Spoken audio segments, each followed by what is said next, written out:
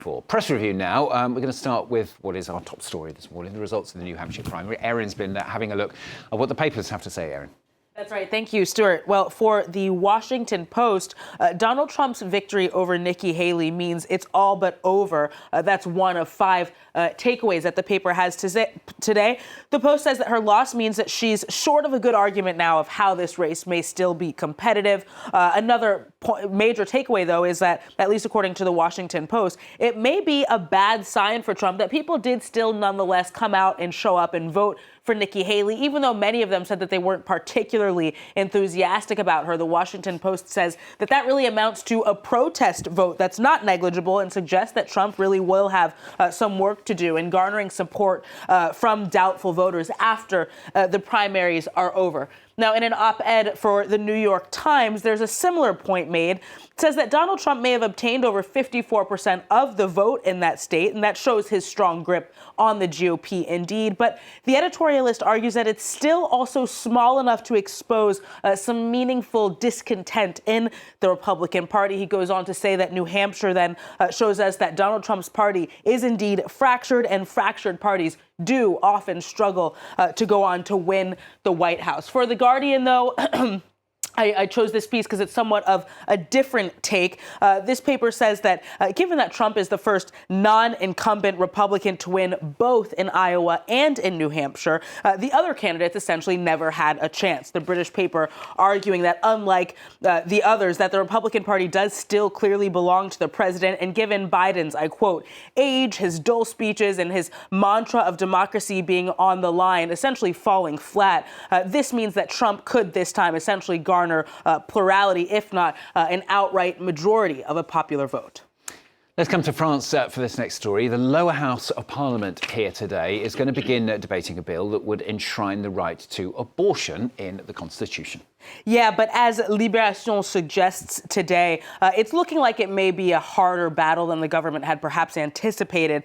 There's reticence both from the right and from the far right. And on top of that, the exact terms of the bill are shaping up to be a stumbling block. Among them, the use of the word guarantee to describe the protection of this fundamental right. Now, Lacroix frames the debate a little bit differently between describing abortion as either a freedom or as a right, the latter, of course, being much stronger.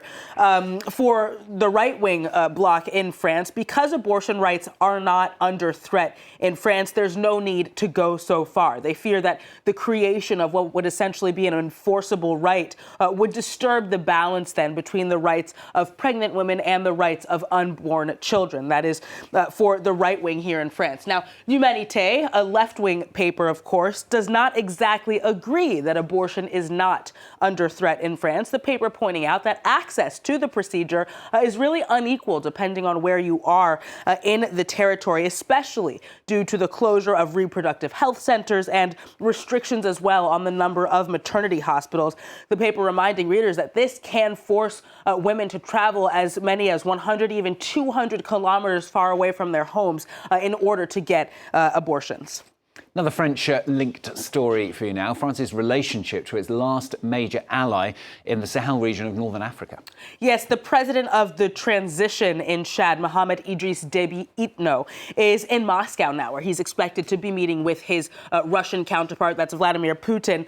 Jeune Afrique says that this visit is both symbolic and strategic. The magazine saying that, like his father, Déby Itno is well aware that Russia has essentially become an unavoidable possible partner in the region. Now, the trip comes ahead of Chad's presidential election as well, set to take place sometime within 2024. And part of the opposition that'll theoretically take place in that election has already started to accuse France of intervening in domestic affairs and of exclusively supporting the Déby Itno dynasty, the family, to the detriment of the wider population. Now, indeed, this could be bad news for France. Le Monde reminds us that Chad is France's last major military and even political partner in the Sahel after French troops were forced to withdraw first from Mali, then from Burkina Faso, and then from Niger, the last one at the end of 2023. All of those countries had indeed gotten much closer to Moscow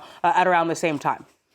And finally from Erin, another major breakthrough. This is great story. It's about gene therapy, this one. Yeah, this is another fascinating clue as to some of the major innovations that could come from that science in the coming years. As the New York Times tells us today, an 11-year-old boy from Morocco who was born deaf has gotten his hearing back thanks to gene therapy. He was treated at the Children's Hospital of Philadelphia, my hometown, and he became the first person ever to get gene therapy, at least in the United States, for congenital deafness. Now, his rare form of that disability is actually caused by a mutation in a single gene. So the goal of this therapy is essentially to replace that gene with a functional one.